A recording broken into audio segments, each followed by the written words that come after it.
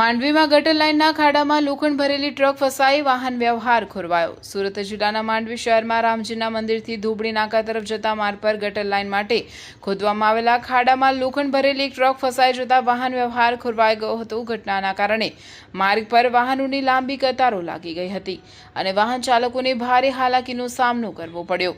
સ્થાનિકોના જણાવ્યા મુજબ ગટર લાઇનનું કામ પૂર્ણ થયા બાદ પણ રસ્તા પર ખોદાયેલા ખાડાઓ યોગ્ય રીતે પૂરવામાં આવ્યા નથી, જેના કારણે ભારે વાહનો માટે તો મુશ્કેલી ઊભી થઈ જ છે, સાથે સાથે સામાન્ય વાહન ચાલકો માટે પણ અકસ્માતનો ભય સતત યથાવત રહ્યો છે।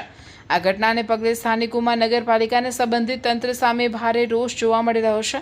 સ્થાનિકોનો આક્ષેપ છે કે અનેક વખત રજૂઆતો કરવા છતાં તંત્ર દ્વારા કોઈ અસરકારક કાર્યવાહી કરવામાં આવી નથી, જેના કારણે આવી પરિસ્થિતિ વારંવાર સર્જાઈ રહી છે।